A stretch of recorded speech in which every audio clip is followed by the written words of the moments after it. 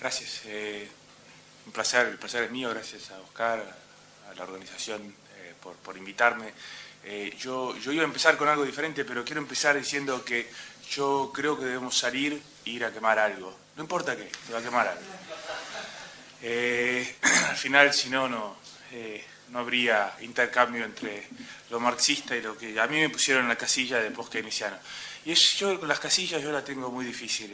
Voy a empezar, inclusive porque está en el título, y el título no es incorrecto, dice post-keynesiano. Yo he escrito varios artículos con un colega que también estudió en la New School antes que yo, pero también hace milenios, en la época de la acumulación primitiva. Y Esteban Pérez Caldentey, que está en Chile, en la CEPAL. Y él creo que se encuadra más en muchos de los artículos que publicamos juntos sale una perspectiva post-keynesiana. Creo que tenemos uno para la economía española, en el Levy Economics Institute, y el subtítulo es post-keynesiano. Pero yo siempre muy incómodo con esas pequeñas... ojo, no porque yo crea que no existan escuelas de pensamiento, ¿no? Obviamente las hay. Es que, o que no crea que exista... O sea, una economía real ahí afuera. O sea, yo no soy muy de lo postmoderno. Una economía real ahí afuera que debe ser entendida de algún marco analítico que para mí, sorprendentemente, de la gente, yo digo, la historia del pensamiento económico latinoamericano, que para mí es el mismo. O sea, yo creo que la teoría económica, la economía funciona como la fuerza de la gravedad. En la Argentina igual que en España, que en Estados Unidos. Hay diferencias históricas y especificidades de la economía americana, y su posición hegemónica global, de la que hablamos hace un... entonces yo, por ejemplo, no soy de los que cree que el estructuralismo latinoamericano es una teoría alternativa. Creo que propone cosas que deben ser incorporadas por el pensamiento crítico. La forma como yo me veo, de ahí veo que si ven no lo puse en el subtítulo, creo que está más adelante en el PowerPoint, ¿no? Que es esto que yo me veo como un clásico keynesiano, que tampoco define mucho estas cosas de los... clásico en el sentido que yo creo que hay que poner lo que estaba discutiendo Xavier antes, ¿no? la idea del marxismo, o sea, pero de la economía política clásica en general. O sea, hay una continuidad teórica de la gente que va de William Perry a Karl Marx, pasando por los relevantes, no todos, obvio, los relevantes para mí son Quené, y Smith y Ricardo. Hay otros, uno siendo así simple y corta, pero hay muchos que no son, que son confundidos como autores clásicos, como Malthus, hay varios, ¿no?, economistas vulgares. Pero hay una coherencia teórica, y esa coherencia teórica para mí lo que saca es la discusión justamente de la destrucción como conflictiva. Y eso es importante, es algo que creo que es parte de... Pero además una preocupación que siempre digo, es una cosa dejada de lado, ¿no? No porque otras contribuciones de Marx hayan sido irrelevantes, pero la idea de la teoría de la historia, que no se puede hacer ciencia social sin tener una comprensión de la historia. Y eso es algo que es importante, y que creo que ahí hay una contribución latinoamericana importante del estructuralismo, y por donde entra esa beta que entenderlo de la idea del centro-periferia, que eso... que tiene otras, o sea, viene de algunas cosas históricas que leyó Prebisch de los franceses, y etcétera. Hay varias hilaciones y conexiones. Algunas de esas, por ejemplo, en que Marx no, porque Marx venía de Alemania y el de Te Fabula Narratur sobre, ¿no?, que son los mismos procesos, pero es un hombre de su tiempo también, ¿no? O sea, eso creo que hay que incorporar. La otra cosa es la pierna keynesiana, que uno puede llamarlo post-keynesiano. El keynesiano es una de esas palabras, ¿no?, que tiene tantos significados que ya no tiene ninguno. Entonces hay que tener un cierto cuidado. Yo tengo un amigo que dice, yo tengo el blog, para hacer un poco de propaganda, la hora del marketing, al final vengo de Estados Unidos. El blog se llama Naked Keynesianism, ¿no? El keynesianismo desnudo, creo que sería. Pero la traducción viene de la idea del capitalismo salvaje, debería ser el keynesianismo salvaje o algo así, ¿no? Y en realidad es porque la Fox News había sacado en Texas toda una cosa sobre Jamie Galbraith, que les enseñaba a los pobres chicos naked Keynesianism. Y a mí se me dio por decir, bueno, yo también les enseño a los pobres chicos acá, estos mormones, yo estaba en Utah en la época, a estos pobres chicos mormones les enseño el tal del naked Keynesianism. Y yo tengo un amigo, Franklin Serrano, que es rafiano, y me dice que es una doble mentira, que no, porque yo no soy keynesiano, en realidad es calequiano, rafiano, y por suerte nunca estás desnudo, ¿no? Y como pueden ver, no, obviamente vine disfrazado de argentino, ¿no? Con traje y corbata. Pero de banquero central. Entonces, nadie me ve como el radical, ¿te das cuenta? El radical es el otro. Pero, no, si era el tipo serio, vino traje y corbata, no dijo ninguna barbaridad. Bueno, la otra cosa, antes también excusarme, esta larga introducción, excusarme que en castellano, yo me fui muy chico al Brasil, o sea, yo fui educado en Brasil, un lugar que es muy raro para ser educado como economista, porque toda esta cosa él citó a Celso Furtado, que no es tan conocido fuera del Brasil, que es un horror, porque es uno de los grandes economistas. Yo tengo mi copia de la economía, la formación económica de Brasil, que es el clásico de Furtado, escrito en el 58, cuando estaba en Cambridge, y lo tengo firmado por él, ¿no? Que para mí era un placer, estaba siempre ahí en la universidad. Yo fui educado por viejos estructuralistas latinoamericanos. Era muy crítico el pensamiento, o sea, se leía a Marx como parte del currículo habitual, no así en la Argentina. Pero hay una consecuencia, o sea, mis padres se fueron en los años 70, entonces yo crecí en el Brasil hablando en portugués, como le decía, creo que acá yo hablo en portugués con mi hijo en casa. Es que yo soy como, en Brasil los chistes, en la Argentina los tienen, en América Latina los chistes son chistes de gallegos, ¿no? Como en Estados Unidos eran de polacos y en Brasil son de portugueses, obviamente. Y el famoso chiste de portugués, en Brasil también hay chistes de argentinos, tengo varios, podemos hablar después. Pero ¿cómo se llama? El chiste de portugués, así que siempre ¿cómo se llama? Tiene sentido cuando yo voy a dar charlas en castellano, es que yo soy como el portugués que emigró a Inglaterra, no aprendió el inglés y se olvidó el portugués. Entonces yo el castellano me van a salir cosas que son en portugués, anglicismos, es un horror, o sea, no sé muy bien lo que hablo, ¿no? Es el libro El nombre de la rosa, está en la película, eso la dejaron en la película, que siempre son peores, ¿no? Pero soy muy cinéfilo. La del nombre de la rosa le dice, viste, que habla todo mezclado, habla medio latín, medio coso, y ¿en qué habla? ¿No? ¿En qué lengua habla? En todas y ninguna, más o menos. Bueno, yo lo que les voy a hablar un poco es sobre la crisis global, pero la idea de la crisis global es medio poner en destaque algunas diferencias entre lo que sería la visión clásico keynesiana, o sea, si quieren, post-keynesiana, y alguna diferencia con otras visiones heterodoxas en la medida que sea posible destacar algunas de estas cosas y hablar un poco de lo que creo que es relevante. O sea, lo que yo les voy a hablar es básicamente 4 cositas. Una muy breve discusión de cuáles son las características, si se quiere, superficiales de la crisis global. Después de esa breve discusión de algunas cosas empíricas sobre la crisis en general, una discusión de lo que creo que es la visión dominante. La visión dominante es muy pesimista, sorprendentemente. Normalmente el capitalismo es ufanista y va todo perfecto, todo bien y todo... pero anda muy pesimista por razones que yo creo que son razonables. Y esa es la tesis del estancamiento global. Hay una pequeña variación ahí con el Global Savings Glut, que es el exceso de ahorro global. Una breve discusión de la conexión entre esas dos, cómo están interrelacionadas, las pequeñas diferencias que puede haber.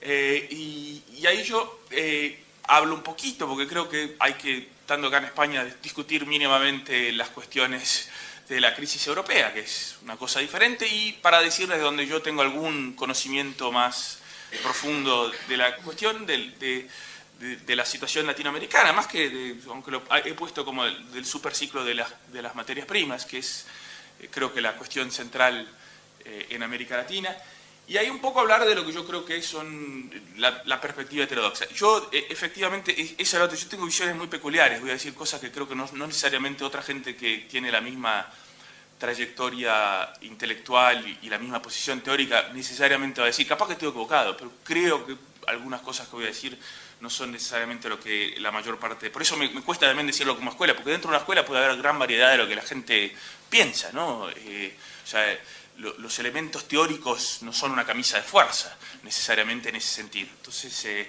hay cuando uno baja, ¿no?, de lo más abstracto a lo más concreto, varias mediaciones que puede ser que una persona con una posición teórica similar termine teniendo posiciones teóricas diferentes. Inclusive cuando hable de lo de Europa voy a poner lo de Marc Lavois y un pequeño debate que hubo entre Marc Lavois y Sergio Cesarato, dos amigos, uno más post-keynesiano, uno más serrafiano, pero que creo que comparten, grosso modo, comparten una visión analítica que no es del todo diferente, que es comparable, y sin embargo tienen posiciones muy diferentes sobre el euro, qué hay que hacer, cómo salir de la crisis, etc. Entonces terminaría con eso, si me da... Entonces, características generales de la crisis. Obviamente hay una disminución de la tasa de crecimiento del producto, ¿no? De vuelta, hay varias formas de medir esto. Esto yo lo hice así para sacar una gráfica y poder ponerla ahí al lado. Esto viene de los datos ¿cómo se llama? Ahora se me fue, Total, el website que hacen como el Banco Mundial, ¿no? Te ponen con PPP, con paridad de poder de compra, ¿no? ¿Le dicen PPC en castellano? PPA, paridad adquisitivo, ahí estamos. Entonces, PPA. En portugués es PPC, creo. Paridad de poder de compra. Pero bueno, o sea, yo la tomaría con una dosis de escepticismo, que quiere decir exactamente esto, pero creo que hay algo que está correcto ahí, que es la cosa del un declinio visible en la tasa de crecimiento, de alrededor del 5 para alrededor del 3. Esto cuando se habla de todo el mundo junto, ¿no? Pero eso está ahí, o sea, que hago una disminución, creo que es lo que mucha gente se ha referido a la era dorada del capitalismo, es una forma de llamarlo, los franceses lo llamaban les trains glorieux, y lo que se quiere llamar este popurrí caótico en que estamos en los últimos 40 años, que se puede llamar la globalización, si les gusta. Y que creo que buena parte de la ansiedad, en particular en los países avanzados, tiene que ver con esto. De vuelta, esto he sacado de la misma fuente de datos, que ahora se me fue el nombre del website que en este caso creo que sobreestima, dependiendo de cómo se miden las cosas, la participación del producto americano, por lo menos lo que la gente tiene en la cabeza, porque yo acá agarré a tasas de cambio de mercado, que para mí es mejor, porque yo siempre digo, el problema con la PPA es que es algo que supuestamente, si uno va a medir cuestiones de pobreza, etcétera, está bien, capaz usar este tipo de medidas porque te da lo que la gente puede comprar, etcétera. Pero en los mercados de verdad nadie, y no hay ninguna tendencia teórica que se mueva hacia la PPA, a despecho de que la gente neoclásica le gustaría y lo tienen todos los manuales y no lo saca, pero efectivamente no pasa. Entonces es una cosa rara. Entonces esto da igual una percepción. Yo siempre le digo a mis alumnos, las medidas económicas son todas muy malas. Lo importante de las medidas no es tanto la medida en un punto particular, pero sí el hecho de que la midan consistentemente. Y si la miden consistentemente, por lo menos uno tiene la serie histórica y algo le dice. Entonces lo que esto dice es que ha habido un declinio importante, que se da en la primera etapa, en gran medida, como pueden ver, de la participación norteamericana, estadounidense, en el total de la producción. Y que buena parte de lo que hemos visto en esta parte de la crisis, ¿no?, estos últimos 30, 40 años, es eso. Está asociado a eso, a esa disminución. Y que a muchas partes del mundo que les ha ido bien. O sea, si uno mira China y la India en particular, yo ahí pongo los tigres asiáticos, uno puede pensar inclusive América Latina en la primera década, que les voy a poner alguna cosa del siglo XX, cuando hubo un viraje hacia la izquierda y ciertos partidos políticos con diferente visión, que también nos ha ido bien. También hubo una cuestión de las commodities y ahí hablaremos de eso, pero hay un periodo en que nos va bien. Entonces no todo fue los últimos 40 años crisis, ha habido, ¿no?, burbujas, ha habido crecimiento, etc. Entonces, que en buena medida esta visión de que las cosas son peores es una visión del mundo avanzado, de un particular de Estados Unidos, que supuestamente hay una crisis hegemónica, que supuestamente está perdiendo espacio. Esa pérdida de espacio la puede ver de otras formas, la idea de la desindustrialización, el grafiquito que tienen sobre la derecha de ustedes, ¿no? Es participación de los trabajadores en el sector manufacturero en Estados Unidos, y es una cosa impresionante, cae del 26% o algo así en su pico en la era dorada al 8%, o sea, la industria americana ha desaparecido. Ojo, yo siempre digo, hay que tener mucho cuidado con medir industrialización y desindustrialización con base en el número de trabajadores en el área industrial. Es un riesgo peligroso. O sea, la industria americana no ha decrecido. La producción ha ido aumentando. Aunque ha caído también como proporción de producto americano, pero ha ido aumentando. Lo que ha aumentado, obviamente, es la productividad, brutalmente, y ha habido una reorganización a nivel global de cómo las cadenas productivas se organizan. Yo creo que esto revela más sobre la explotación de la clase trabajadora americana que específicamente sobre una desindustrialización de Estados Unidos. Yo siempre le digo a mis alumnos que, a ver, ¿qué tienen ustedes en los bolsillos enfrente suyo que ha sido, no producido, inventado en China? ¿Cuál es el gran invento de China? Y se quedan todos parados.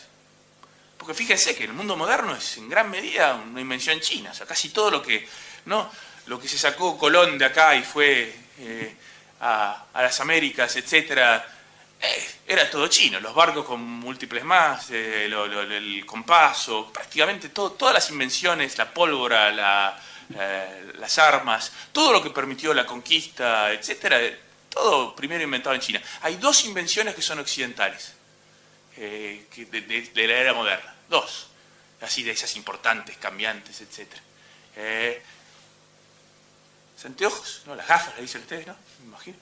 Que son probablemente, no, son de Europa Occidental, probablemente de Venecia, hacía mucho vidrio, etcétera, que es importante para el conocimiento de la ciencia, etcétera. El reloj mecánico. Hay una famosa frase, no sé cuántos de ustedes vieron El tercer hombre, con la frase de Graham Greene, ¿no? Que el cuckoo clock. Pero hay algo importante en el cuckoo clock, no lo quiero disminuir el cuckoo clock, ¿no? El reloj mecánico tiene cierta importancia, pero es realmente lo único que había.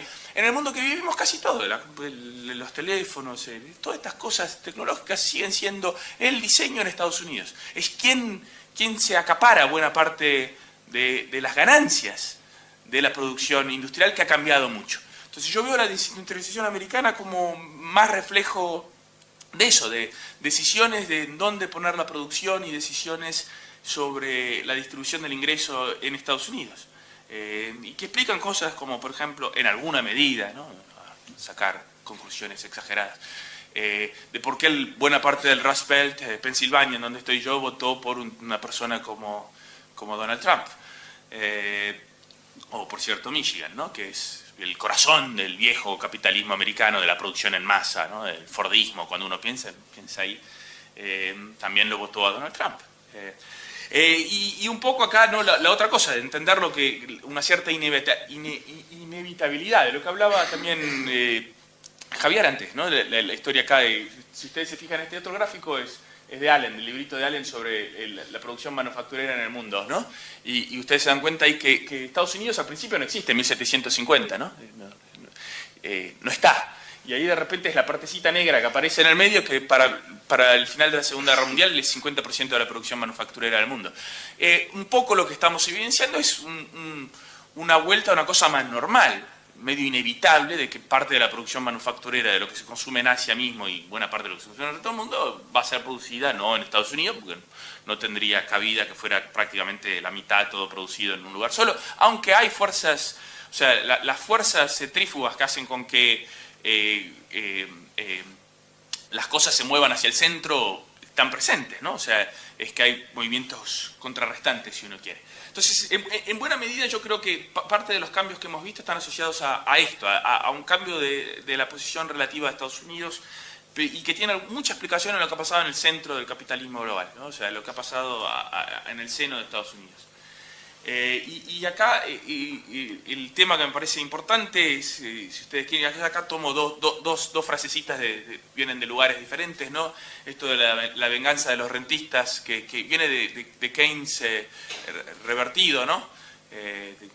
Desde la eutanasia de los rentistas, y mucha gente lo ha usado. John Smith tenía, que es un post-keynesiano canadiense, en realidad es inglés, no británico, pero está radicado en Canadá hace tanto, en Toronto, y tenía un librito que yo leí, creo que en los años 90, sobre esto, sobre la venganza de los rentistas, pero mucha gente lo ha usado, Massimo Pivetti lo ha usado este término, y hay un sociólogo americano que hablaba de la revuelta de las élites, ¿no?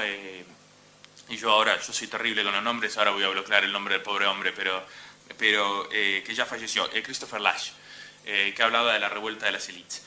Y que está visible acá, estos datos son de Measuring Worth, que lo saca un economista bastante neoclasicón, que se llama Lawrence Officer, monetarista, ¿no? Pero tiene un website útil que muestra mucho de los datos. Los economistas neoclásicos son útiles en dos sentidos. Cuando hacen trabajo empírico, a veces sin saber, muestran cosas importantes y las interpretan muchas veces mal, pero los datos a veces son útiles. O sea, sus interpretaciones empíricas de los datos, pero la otra cosa es que además no hay tanta gente heterodoxa, entonces ellos producen muchos de estos datos, etc. Cuando los producen son bastante razonables y se pueden usar. Esta serie tiene sus cuestiones, pero de vuelta, es una serie muy larga. O sea, la fecha ahí inicial creo que es de 1007, no sé si la puse entera, ¿no?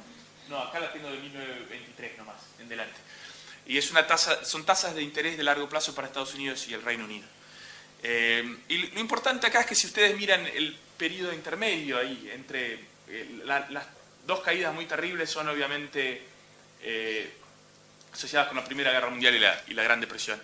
Pero a partir de ahí se ven que están estabilizadas en un nivel más bajo de lo que venía antes. Antes hay mucha fluctuación, pero en la media son altas. Y se ve ahí, después de la crisis de los años 70, son negativas por la inflación, ¿no? Obviamente de los años 70, que pasan a ser más altas de lo que fueron en la era dorada. O sea, si hay una era dorada y una era de la globalización, lo que quieran llamar, acá queda claro que también hay una diferencia en la rentabilidad financiera, si se quiere, en la tasa de interés de largo plazo entre los dos periodos, y me parece que eso es algo importante, aunque como se puede ver hay una tendencia a la baja en los últimos 10, 15 años, capaz más, 20. Sobre lo que yo quiero decir algo más adelante, ¿no? Sí, me da el tiempo. Que tiene que ver, porque hay mucha interpretación sobre eso. En parte voy a hablar de la cosa neoclásica sobre eso, pero que tiene que ver con las dos burbujas importantes ahí en el centro del capitalismo global y por qué ha disminuido esa tasa. La otra cosa que es central, que no se podría dejar de hablar, es la desigualdad. Y estos son los datos de este chico Piketty, ¿no? Con el trabajo que había hecho con Sayers en el de Berkeley. Y debo decir sobre Piketty, que es un libro que es muy malo, ¿no? Es uno de esos libros que es muy malo. Y que el pobre hombre va a pagar un precio por ponerle... Fíjate, es que a Sayers le dieron la medalla, ¿cómo se llama? John Bates Clark Medal, que era, como se llama, Krugman, siempre muy modesto. Krugman decía que era más difícil conseguirla que el premio Nobel, porque la daban apenas a cada 2 años. Eso era para decir que él la había ganado, porque todavía no le habían dado el Nobel. Que no es un Nobel de verdad, la dan los banqueros centrales, esto es otra historia, pero bueno. Pero más allá de eso. A Sayers le dieron la medalla Clark y se queda quietito, así que capaz que le dan un premio Nobel por hablar sobre desigualdad. Los datos, es típico, ¿ves? Los datos son muy útiles, muy útiles. Es trabajo que es relevante, uno lo puede mirar. Las interpretaciones son absolutamente absurdas e incompatibles. O sea, lo que él cree de un punto de vista político, capaz es de izquierda, el pobre Piketty, pero confundido. Pero yo digo, siempre mejor neoclásico confundido que convicto y que entiende lo que está haciendo, porque ahí, bueno, obviamente, ¿no? Hay santos, ustedes saben, ¿no? Carlo Cipolla tenía la idea, hay 4 tipos de personas, ¿no? No más en el mundo, los ladrones, él le dice los ladrones, ¿no? En Argentina le diríamos más, no quiero decirlo porque lo están filmando, pero lo decimos, son hijos de algo. ¿Cómo se llaman? Los ladrones, porque son los que para beneficiarse, ¿no? Joden a los otros, los santos, ¿no? Los que para beneficiar al otro, o mártires, ¿cómo se llama? Se joden a sí mismos. Los ¿cómo se llama? Genios, o algo así, que para beneficiarse a sí mismo benefician a todo el mundo, y los idiotas, ¿no? Los que para joder al prójimo se joden a sí mismos, que son los más peligrosos, y él dice que es realmente en el fondo. Entonces yo siempre digo, mejor un neoclásico confundido, ¿viste? Que no es ni un... Están los híbridos, yo siempre digo, Chipola se quedó corto, porque están los híbridos. Están lo que nosotros decimos los hijos de algo que además son idiotas. Y esos son los peores, es una cosa terrible, y hay mucho neoclásico de ellos. Ese es el otro problema. Parece que hay un clúster. Se han juntado y andan todos juntos. Entonces, pero esto es un dato muy importante, te muestra lo que ha pasado además. Algo importante en el seno del capitalismo que permitió en la era dorada una mejoría de la distribución del ingreso brutal, y que en los últimos 30 años se ha revertido completamente. Con poquísimas excepciones, no China, no la India. Ojo, cuando uno mira a la gente que dice la globalización ha ido mejor, y Voltaire decía que basta un diccionario para resolver, ¿no?, los debates. Es mentira, ¿no? A veces hace falta un diccionario y quemar unas cuantas cosas. Pero es verdad, mucha gente, la gente que dice que mejoró, por ejemplo, la distribución del ingreso es típicamente porque te hacen la media de China. Como China ha mejorado y la India ha mejorado el mundo. Pero cuando uno cuenta las cabezas en China y la India, las cosas no están tan bien, porque ahí ha empeorado mucho la distribución del ingreso. En América Latina, en el breve periodo del boom de las commodities, cuando hubo en esos lugares gobiernos de izquierda que usaron el boom de las commodities para políticas redistributivas, hubo una mejoría de los ingresos. Que para la región como un todo implicó mejoría. Es el único caso, es fantástico, en los últimos 30 años. El resto es esa la participación del 1%, ¿no? Pero hay varias formas de medirlo, varias formas de mirarlo, por el Gini, por lo que ustedes quieran hacerlo. Entonces, las características que yo le pongo, así como muy grosso modo de qué sería esta crisis, es hay un crecimiento del producto más bajo en la media, o sea, de vuelta, preocupado con tendencias de largo plazo, no con las pequeñas variaciones. O sea, no solo que ha habido una crisis ahora reciente, que hubo otra antes, que ha habido varias, pero que las crisis financieras además son más recurrentes, están todo el tiempo ahí. En la media el crecimiento es más bajo. Hay en cambio en la estructura productiva global, o sea, acá, de acuerdo con lo que dijo Javier, creo que hay que mirar a la estructura productiva, o sea, que las cadenas globales como se han dado, o sea, para entender el proceso de desarrollo en América Latina no se puede desacoplar esto de entender qué papel nos ha tocado y qué papel estamos jugando en las cadenas de producción global.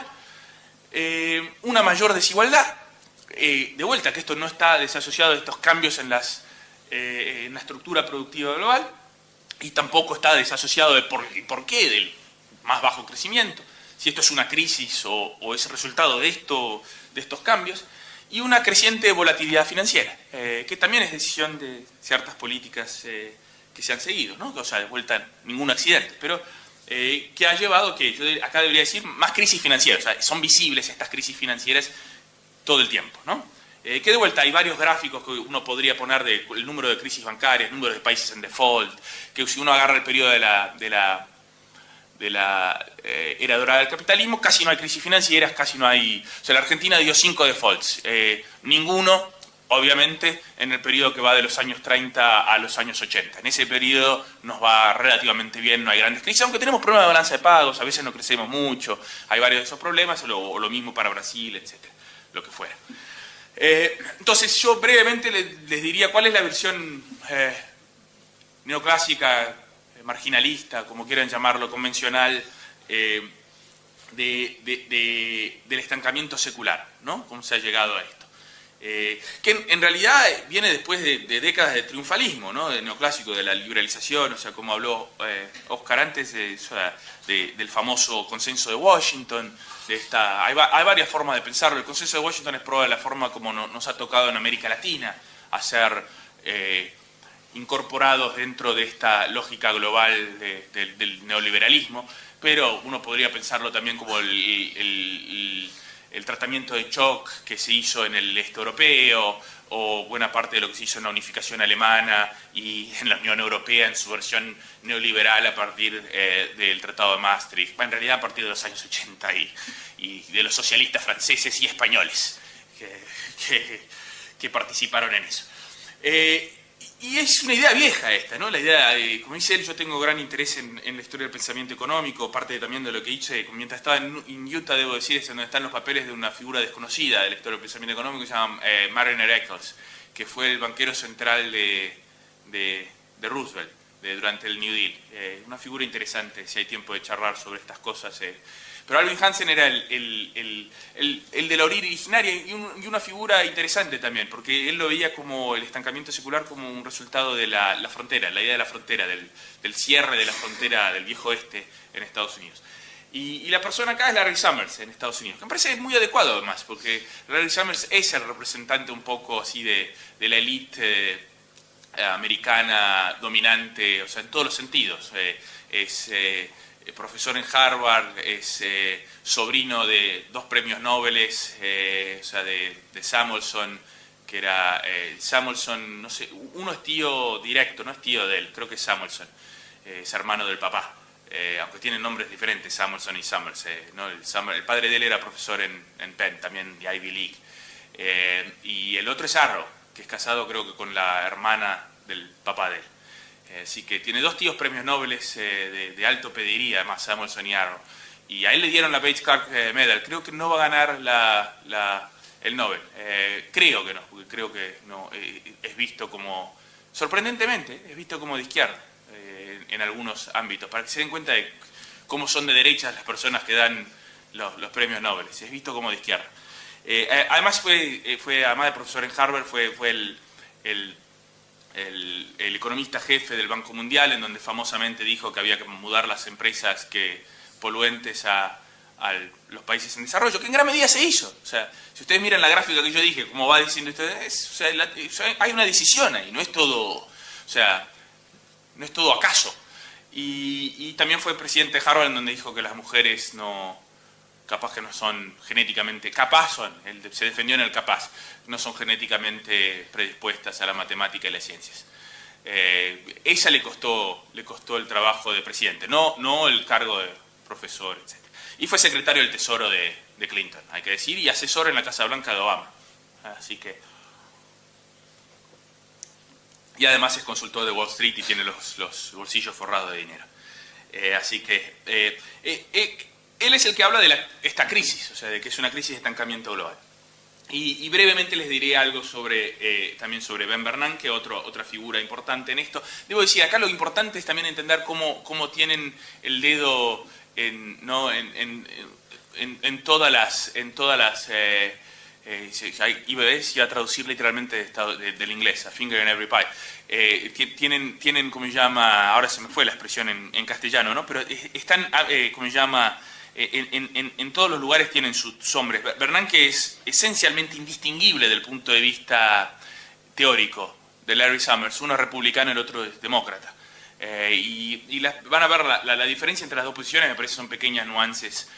O sea, la posición de este hombre es esencialmente una cuestión de la caída de la tasa natural, que es algo fantástico. O sea, yo voy a hablar muy por encima de estas cosas. Me imagino que podremos después en el debate, en las conversaciones y en los entretiempos, ahí en los cafés, discutir más esto, ¿no? La idea de la tasa natural es una idea que había desaparecido.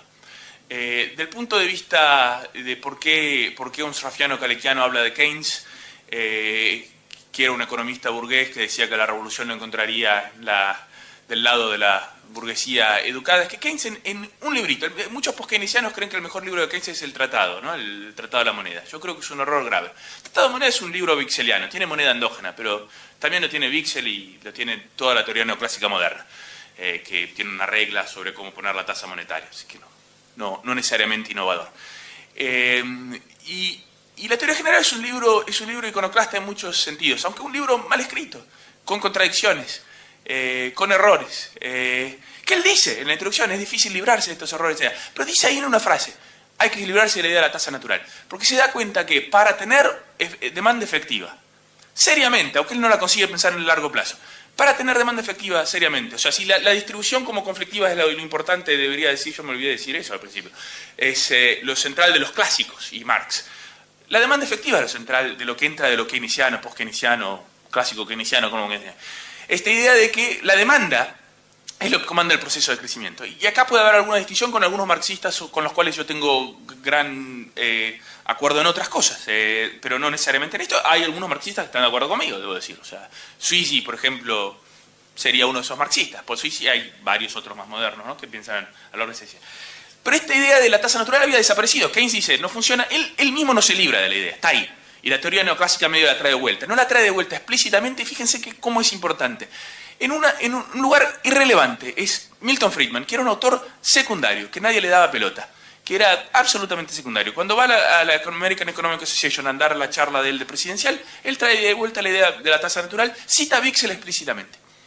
Y es esta idea de la tasa natural que la decían avergonzado, porque justamente en los años 60, que los debates del capital muestran que la tasa natural no tiene ningún sentido teórico, que es excesivamente problemática, que no se puede probar porque no es independiente de la distribución, los precios relativos no son independientes de la distribución, hay toda una serie de problemas complejos que muestran que realmente la idea neoclásica importante atrás de la tasa natural es esta idea de que a tasas naturales a tasas más bajas, o a utilización, si se quisiera, más intensiva de un bien, el bien recibe una remuneración más baja. Por lo tanto, esta ficción, esta cosa superficial de la oferta y la demanda, lleva a la alocación de recursos, no solo de la producción de agua en el desierto, pero más allá de esto, de las cosas importantes, del capital, o sea, de cuánto se produce, y etcétera, ¿no? Y para él, la razón por la cual hay una crisis es que la tasa natural, hay condiciones estructurales, pero fíjense cómo la teoría neoclásica bien hecha es iluminadora. Hay condiciones estructurales, no es una visión simplista de hubo una crisis financiera y fue el subprime nomás, no, hay algo profundo y estructural, problemático en el capitalismo que hace con que vamos a crecer menos, y es que esta tasa natural ha cambiado. Y las explicaciones son esencialmente demográficas. No hay mucho más que eso por detrás de la explicación de este hombre Summers. Yo acá pongo tres, ¿no?, de los que él pone. A ver, para ponerlos en orden, estaba mirando el segundo. Es el decréscimo de la tasa de población, decrecimiento de la población. Justamente porque disminuye la mano de trabajo y conlleva, no sé si ustedes también, yo le estoy siguiendo acá, lleva una mayor relación capital-trabajo, y a un menor costo del capital. O sea, la tasa de interés está de equilibrio, estaría cambiando, si se quiere, ¿no? Cambia, si se quiere acá, los cambios son a las dos curvitas que yo puse acá, la gráfica viene de este señor Krugman, son cambios a las dos curvitas, ¿no? A la curva de la propensión marginal, la productividad, Dios santo, se me fue la palabra, la productividad marginal del capital y de la curva de ahorro, ¿no?, la desutilidad marginal, si quisieran, del capital.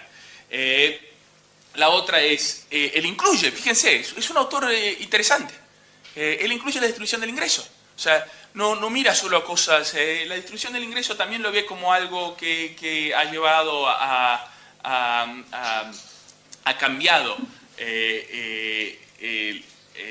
la disminución de la tasa de interés. En este caso es un aumento de la propensión a ahorrar, o sea, más dinero va hacia los más ricos, estos tienen una propensión al ahorro mayor, esto en general empuja la curva de ahorro y tiene un efecto sobre la tasa natural, la de equilibrio. Y el último elemento, que es el que hay una relación con, es el acúmulo de reservas globales, que sería el aumento de la curva de ahorro globalmente. Y es acá en donde surgió un pequeño debate con este hombre Ben Bernanke, ¿no? O sea, si hay un debate es justamente en esta historia.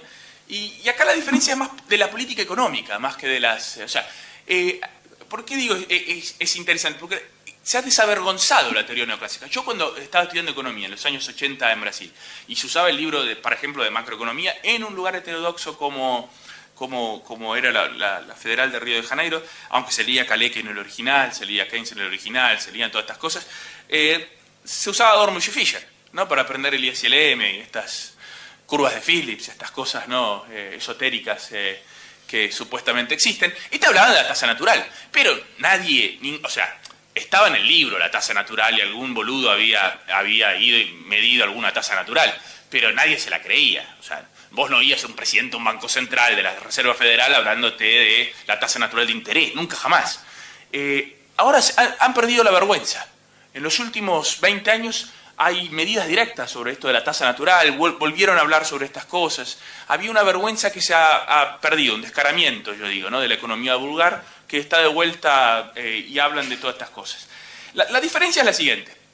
Es en qué medida es factible creer que puede haber estancamiento global. Bernanke es el optimista y la versión más despudorada de esta historia, aunque también es considerado moderado, debo decir, y keynesiano.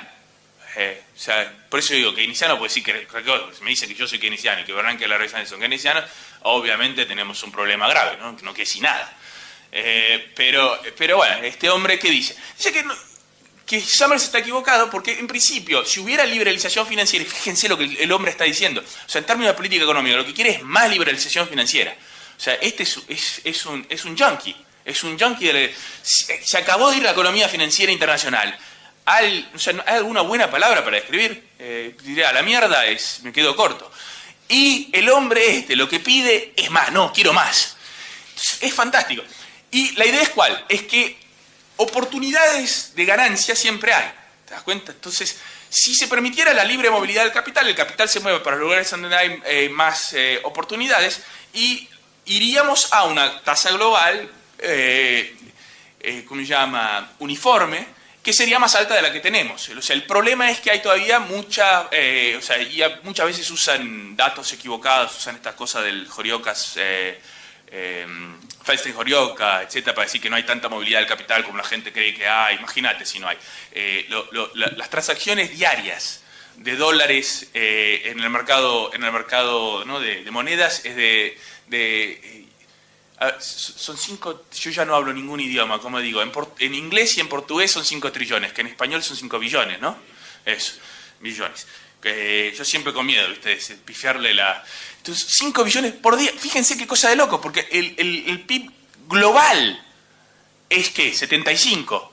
Entonces, en 2 semanas se mueve todo el capital, todo lo que es producido, supuestamente el valor, de vuelta, tomando con gran escepticismo qué quiere decir este valor de un PIB global. Pero todo lo que es producido en el mundo en un año circula en los mercados estoy cambiando monedas, que obviamente no es para financiar el comercio, no es para nada, es la especulación financiera. María da Conceição Tavares, que era mi profesora, que siempre decía, a putería financiera. O sea, ¿no? Queda claro lo que ella quería decir con eso en portugués. Lo dije en portugués, así que no creo que no es mala palabra en castellano. Que es una locura, o sea, obviamente hay, pero el hombre quiere más. ¿Por qué? Porque implicaría que no hay ninguna necesidad de pensar que hay un estancamiento global. En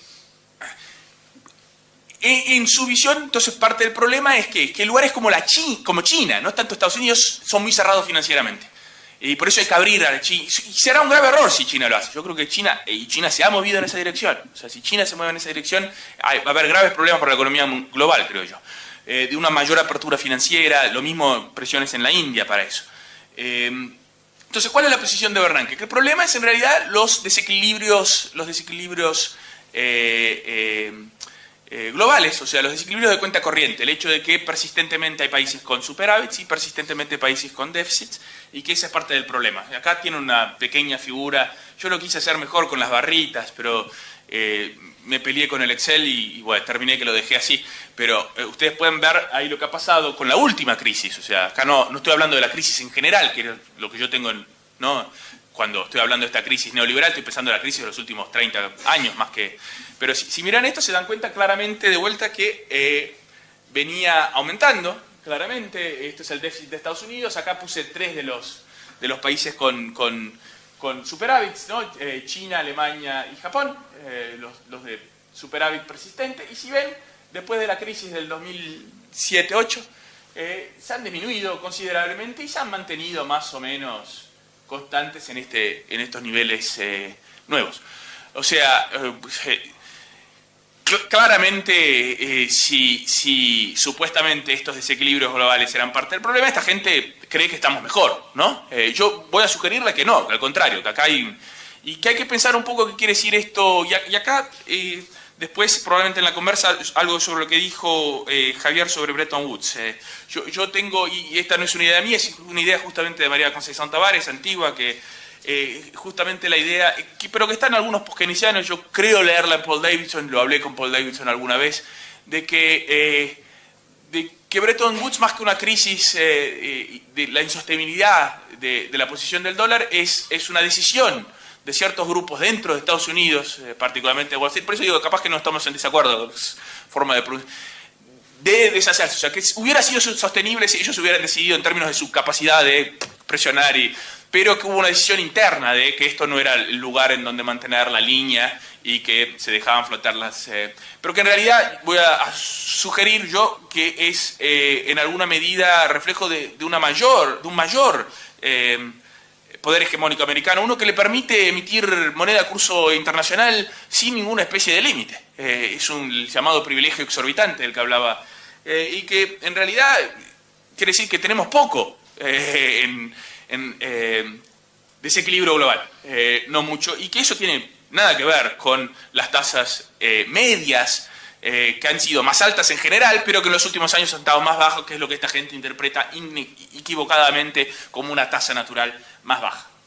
Entonces, acá medio ya se los dije, lo del rebalanceo o más desequilibrio. Acá hay una diferencia entre Summers y Bernanke, más en términos de cómo se resuelve esto, y Summers es más progresista, acá lo pongo entre, ¿no?, con comillas invertidas, en el sentido que él quiere políticas dichas keynesianas de expansión, tiene una preocupación con la desigualdad, y no necesariamente, sorprendentemente, porque es lo que digo, él ha hecho su dinero en Wall Street, etcétera, no es un loco de vamos a desregular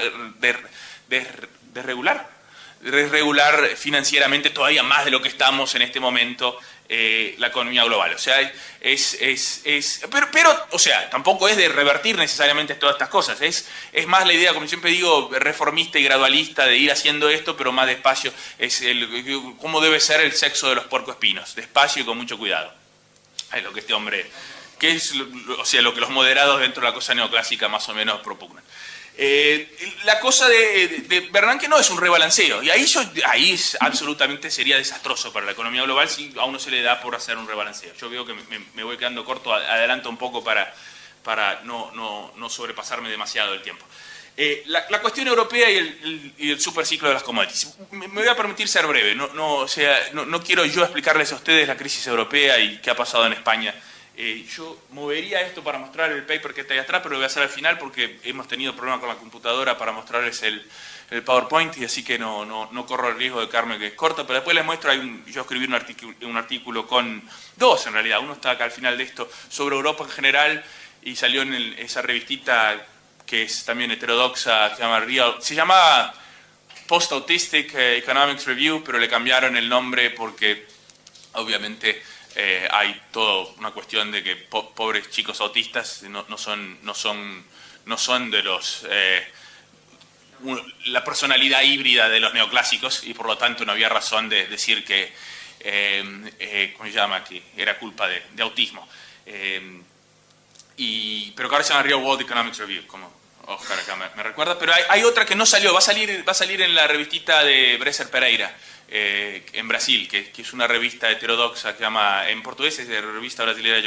Revista Economía Política, pero internacionalmente tiene un doble título ahora porque sale en inglés también, que es una buena revista si no la leen, se llama Brazilian Journal of Political Economy o algo así, sobre España específicamente, y salió también en el Libby, los dos son papers del Libby Economics Institute. O sea, para la versión oficial, aunque hay excepciones, el propio Summers creo que es uno de ellos, pero Krugman y Stiglitz creo que han sido los más visibles. La visión convencional siempre dice que la crisis europea es una crisis fiscal, ¿no? Y de ahí el ajuste con ganas. Y que ha sido, o sea, cuando te dicen todos los cambios, etcétera, y los cambios de la estructura del poder, yo siempre les recuerdo el FMI. El FMI no ha cambiado una jota. Y la gente dice, no, ha cambiado mucho, yo he leído un paper del FMI. He leído un paper. ¿Quién lee papers? O sea, vos sos uno de los tres que leyó los papers. Acá estamos todos reunidos acá, la gente que leyó los papers del FMI, ¿te das cuenta? La gente no lee los papers del FMI, no la gente que importa que toma decisiones. La gente que toma decisiones no lee papers, no tiene tiempo de leer papers.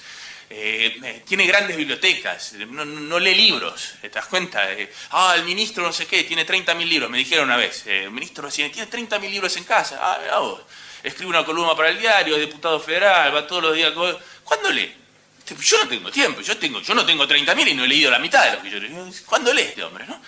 Es una de esas cosas así que uno... ¿no? Pero bueno, o sea, el departamento de investigación del FMI dice un montón de cosas. Yo estuve en el departamento de investigación del Banco Central, de un Banco Central que era heterodoxo, en un gobierno heterodoxo. No me leían a mí. Imagínate si van... La gente... hay un idiota que escribió algo en algún lugar. No toman las decisiones por ahí. Entonces, las decisiones tomadas por el Consejo del FMI son las mismas, fíjense. Yo he hecho bastante investigación, puse a 2 alumnitos de Bucknell a mirar todos los programas de acuerdos del FMI, desde el 2008 para acá. ¿Cuántos han cambiado la condicionalidad? Es menos del 1%. No lo estoy cargando. Y los números son locos, porque hay países que han tenido 8 programas desde que empezó. No es nada, no han cambiado nada. Sigue siendo igual, es lo mismo, es ajuste. En donde pueden, ajuste y devaluación. En donde no pueden, como en Europa, ajuste nomás. Y que caigan los salarios. No queda otro. ¿Qué es una devaluación? La famosa devaluación interna. Chao. No.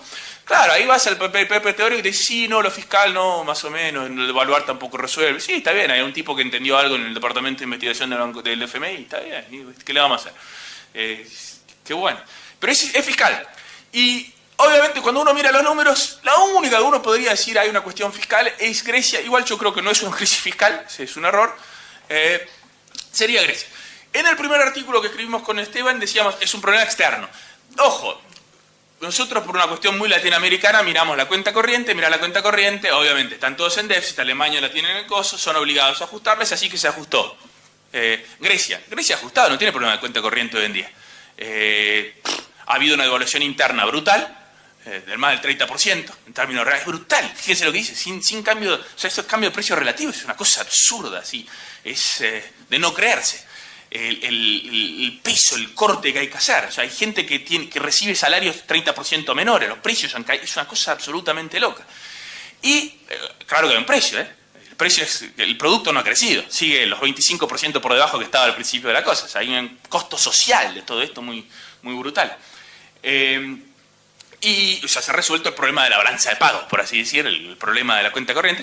Y ahí vino Mark Lavoie y dice, no, pero es un problema, en realidad es un problema más que de cuenta corriente, es un problema del diseño del euro y es un problema que tiene que ver con las cuestiones bancarias, inclusive porque la crisis empezó con una cuestión bancaria, que creo que está absolutamente correcto. Empezó con una crisis bancaria, con los títulos estos griegos, de los bancos griegos, está todo el mundo de miedo, buena parte de ellos lo decía, ¿de quiénes? De la élite griega. ¿Quién estamos hablando? No de los alemanes. Sí, los bancos alemanes tenían problemas, obviamente. Pero acá la élite griega está mancomunada con los bancos alemanes, porque ellos también. Yo siempre digo, los 2 primeros ministros, del Partido Conservador y del Socialista griego, ¿no? ¿Se conocieron en dónde? ¿Ustedes saben en dónde se conocieron? No sé si se conocieron, pero en dónde fueron... O sea, desde muy jóvenes se conocían. Porque los 2 habían estudiado en Amherst, en el Liberal Arts College, ahí en Estados Unidos. Que es a donde va a estudiar la gente bien, ¿no? La gente...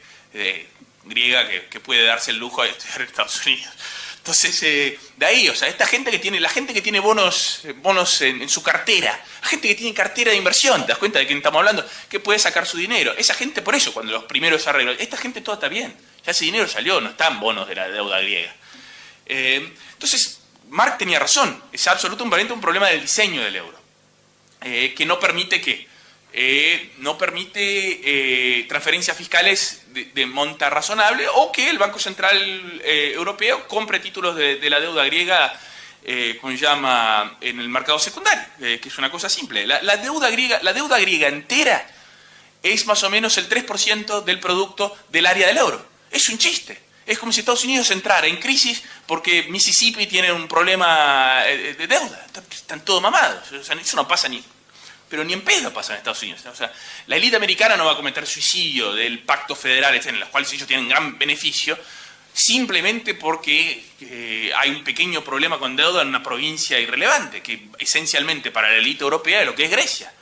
Inclusive para la élite griega. Me imagino, yo una vez fui a dar una conferencia en El Salvador y una persona ahí me dice que la élite era de Nicaragua, él no era... que la élite de Nicaragua, no era de El Salvador, perdón, era en Costa Rica y era sobre El Salvador, no fue cuando estaba en El Salvador, me las confundí todos. Soy el americano típico que no sabe esto, de igual.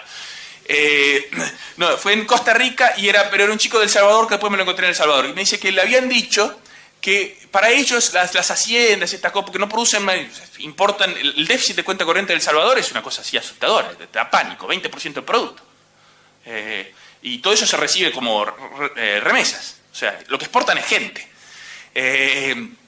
Y dice, para la élite, ¿cómo se llama? Salvadoreña, el hombre este vino y me dijo, no, nosotros tenemos todavía la hacienda de la familia, pero es más una cuestión de recuerdo, o sea, no es para producir, para esas cosas. Es más o menos lo mismo para la élite griega, para buena parte de la élite mexicana, para buena parte de la élite argentina. La élite argentina tiene la misma cantidad de dinero que debemos el país afuera, depositada en el exterior, entre propiedades, activos, etcétera.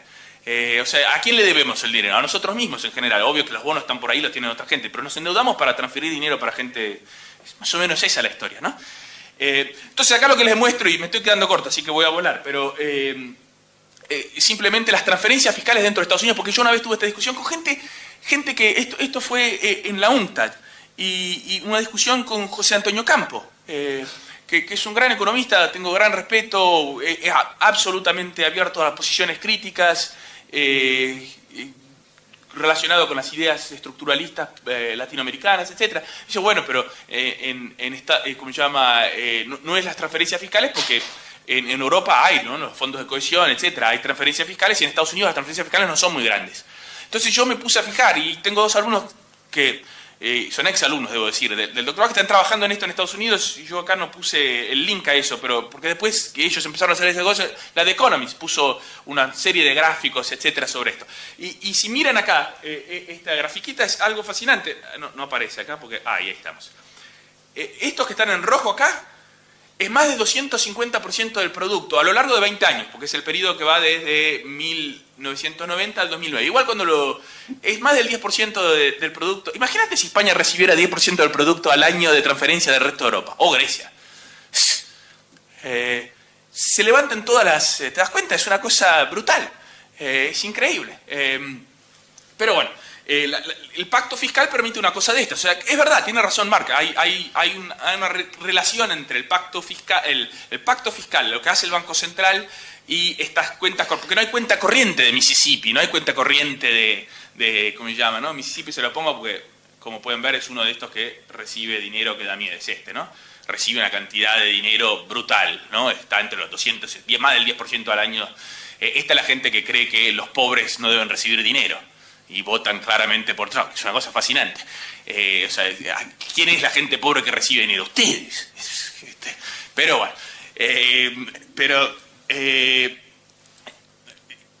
las dos visiones para mí terminan siendo la misma cosa. ¿Por qué? Porque es una la contrapartida de la otra en realidad. O sea, el banco español que presta dinero para una empresa no financiera española que está gastando y que genera el déficit en cuenta corriente son las dos caras del mismo proceso.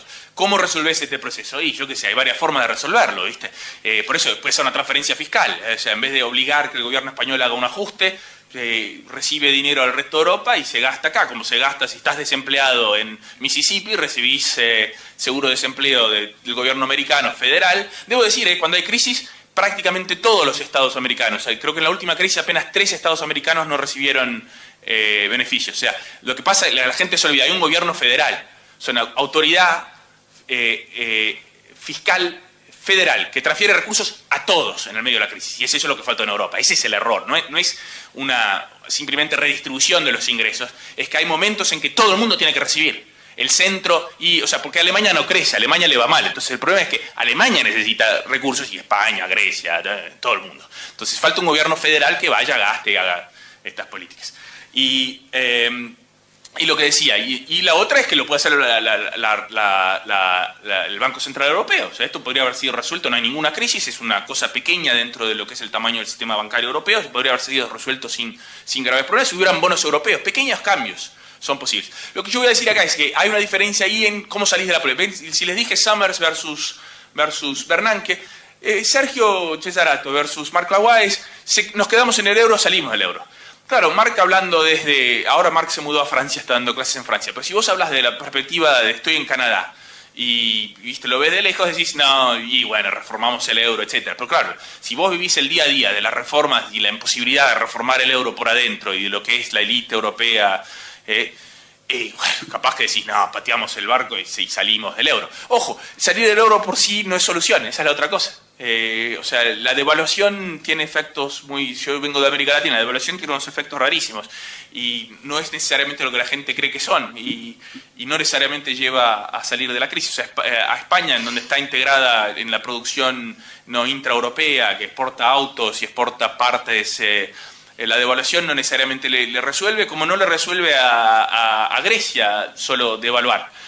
Entonces, yo no estoy diciendo necesariamente, resuelve ciertas cosas, ¿no? Siempre tener deuda en moneda nacional y tener moneda nacional, tener soberanía resuelve ciertas cosas, porque a uno le pone, en América Latina yo siempre digo, ¿cuál es la primera cosa que hay que hacer? La primera cosa que, por ejemplo, un país como El Salvador, que no produce alimentos, que los importa. Yo estaría en desespero todos los días. Imagínate, tenés una crisis, sos el gobierno y en el medio de la crisis no tenés cómo alimentar a la gente.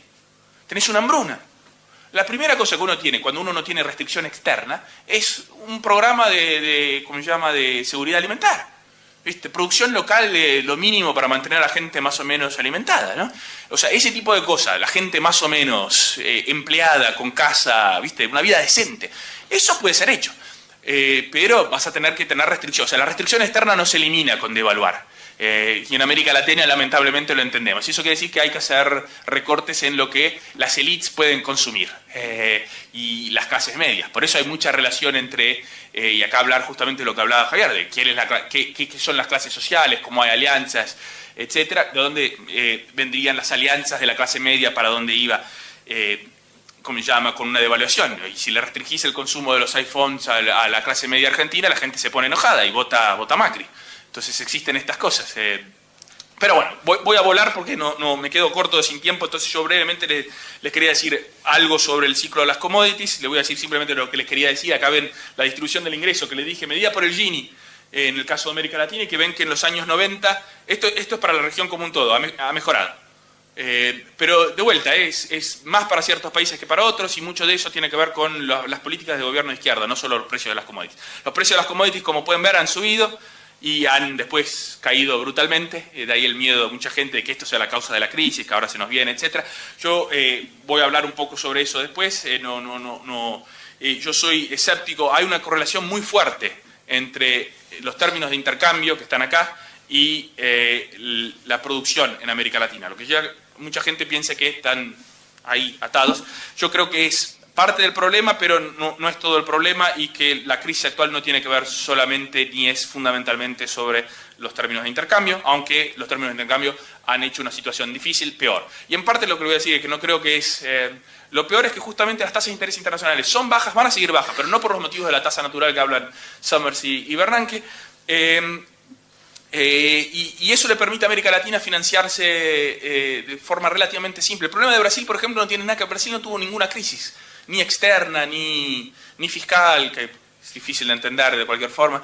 El Brasil es una crisis antiimpuesta por las élites brasileñas, relacionado al hecho de que durante 12 años o 13 años hubo un increíble mejoramiento de la distribución del ingreso. No sé si ustedes vieron una peliculita muy buena que se llama, la llamaron en francés, yo la vi en Francia, no la pude ver en Brasil, la seconde mère. En portugués era ¿A qué hora ya la volta? No sé cómo la dejaron en castellano, pero es sobre una empleada doméstica. La empleada de la casa pasa para el examen para entrar a la Universidad de San Pablo, la escuela de Derecho, un lugar importante de gente bien, y el hijo de la clase media alta no pasa. Y hay todo este conflicto social. Es eso justamente lo que en Brasil ha pegado muy duro. Y creo que viene de ahí. Es una crisis política, no una crisis externa, que es sorprendente, porque las nuestras son siempre externas. Esta no es una crisis política la de América Latina. Entonces, muy brevemente, porque ya me pasé, tengo más de una hora hablando. Ya decía mi mujer, yo soy abierto al monólogo, así que obviamente acá estoy. Yo les diría que no es una crisis del neoliberalismo. Es al contrario, esto es la apoteosis del neoliberalismo. Al neoliberalismo le va bien, lamentablemente. Todas estas cosas que yo les dije antes son síntomas de lo que fue diseñado en términos de política económica. No hay una crisis hegemónica de Estados Unidos, en mi visión. Estados Unidos es más dominante que nunca. No hay restricción militar, no hay restricción por el lado del dólar, no hay restricción productiva. Hay una decisión de mover buena parte de su producción para poner en su lugar a la clase trabajadora americana. pero no una crisis del capitalismo americano. El capital americano, cuando lo miran, domina absolutamente todo. Hay un librito fascinante de un señor que se llama Peter Nolan, que da clase en la escuela de business de Cambridge, pero es una figura de izquierda, heterodoxa, etc. Y Peter Nolan dice, ¿Is China buying everyone? O algo así, una cosa así. Tiene un muy buen título. O sea, los heterodoxos no somos muy buenos de títulos. No vendemos también como los neoclásicos. Y capaz. Y el punto es justamente que vos mirás las corporaciones chinas, están todas dominadas, controladas por, entre las grandes corporaciones mundiales no hay ninguna china. Son todas de Estados Unidos, grandemente todavía, y de Europa. Y en Europa en gran parte de Alemania y Francia, debo decir. Entonces es lo que domina y lo sacás a un pequeño número de gente. No hay una crisis hegemónica americana, no hay una crisis general del capitalismo. Hay problemas del capitalismo, no hay la menor duda. Tampoco estoy diciendo que el capitalismo es para siempre, o sea, no me saquen. Lo que estoy diciendo es que creo que hay una situación, o sea, la tasa de crecimiento menor. El capitalismo no es sobrecrecer. O sea, cuando la revolución industrial, ¿cuánto crecía en Inglaterra? 1% al año en media. Periodo de 150 años, pero el crecimiento no era lo esencial, era acumulación. Peoró la destrucción del ingreso. Comprimieron los salarios, a la gente la explotaron hasta no poder más. Entonces, una gran explotación. Esto es la expansión, estamos llegando a los límites del finalmente el capitalismo llega a los niveles globales, ¿se dan cuenta? Estamos llegando al mundo, a las fronteras de esto que es el capitalismo global, donde China es parte productiva. Todavía no entró la India, fíjense, China es un país urbano por primera vez, y con eso el mundo es urbano, pasamos de los 50%. Van a mover todavía en los próximos 20 años como 200, 300 millones de personas hacia las ciudades. Fíjense lo que quiere decir eso. ¿Cuánto van a construir de escuelas, de infraestructura, electricidad, todas estas cosas? La India es esencialmente rural todavía. No ha hecho esto. O sea, no ha habido esta migración, todo. O sea, no ha entrado en este mundo. Esto que deshicimos acá, de la versión artesanal, etcétera, del mundo en esa gráfica, todavía no está deshecho. O sea, el capitalismo tiene Opa, se me fui totalmente. Bueno, terminé, chao. El capitalismo no ha perdido necesariamente en ese sentido dinamismo. Es una crisis puntual, estas crisis financieras, creo que no aumentó, pero igual se puede leer. Es una crisis financiera, pero estas tasas de crecimiento menor están asociadas, miren el propio libro de Piketty, es que la gente, el 1%, sigue ganando más, no gana con lo que ganaba antes, con la explotación productiva, etcétera, lo gana de una forma financierizada. Ese es el significado de la financiarización, etcétera. Y que las estructuras de poder, por lo tanto, no han cambiado tanto. Y acá les doy justamente el ejemplo. O sea, la idea de que el neoliberalismo en lo intelectual ha estado retrocediendo me parece muy peligrosa. Hay una serie de discusiones de grupos heterodoxos, críticos, me parece muy bien. Acá estoy, me decía, hay que darle fuerza, hay que crear estos networks. Sin embargo, estamos sob presión en todas partes. Las ideas neoclásicas son triunfalistas, no están en retracción en ninguna parte que yo conozca en el mundo. Y justamente el FMI es un buen lugar para mirar. En el FMI, fíjense si la élite europea ha cambiado mucho en términos de lo que propone en términos de política económica. Sale este chico Macron, de que era socialista, etc. ¿Qué va a proponer de diferente? Lo mismo, es absolutamente neoliberal. Si hubiera venido, ojo, si hubiera venido la Hillary Clinton, es mejor que, sin duda, mejor que el loco este con el pelo raro. Pero hay que entenderlo, del punto de vista de ciertas cosas, era inclusive más neoliberal que este hombre. Ella hubiera asignado el TPP, el Tratado del Libre Comercio del Pacífico. Que este hombre, porque es medio loco y tira para cualquier lado, que no es bueno, pero está bien. No lo firmó, fíjense. ¿Por qué? Porque no es exactamente de la élite neoliberal, es un tipo que estaba ahí en las adyacencias medio raro, medio loco, fruto de esta cosa de la mediatización del poder, etc. Pero no es el mismo parte de esa élite. Mientras que los Clinton sí son. Obama era. O sea, no están en retracción en ninguna parte y por cierto no lo están globalmente. Hay focos aquí. Yo no quiero terminar con un pesimismo de, digamos, vamos a salir a quemar cosas, aunque yo, como dije, creo que Javier es muy moderado. Estos chicos marxistas, viste, buenos mozos que, viste, no quieren la revolución, que vamos gradualmente, gente, no, si tomamos una cerveza, no, vamos a salir a quemar algo. Ahí después tomamos una cerveza. Porque de vez en cuando hubo un agujerito en América Latina. Y hay diferencia en estos agujeritos, ¿no? Si van y miran esto, lo que digo, es importante tener en cuenta estos pequeños agujeritos en donde nos permiten de vez en cuando un pequeño cambio, porque le cambia la vida a la gente, ¿no? Entonces eso creo que es importante y en ese sentido, si hay un mensaje, creo que el neoliberalismo le va muy bien y a nosotros probablemente nos va a costar mucho salir de este agujero que estamos.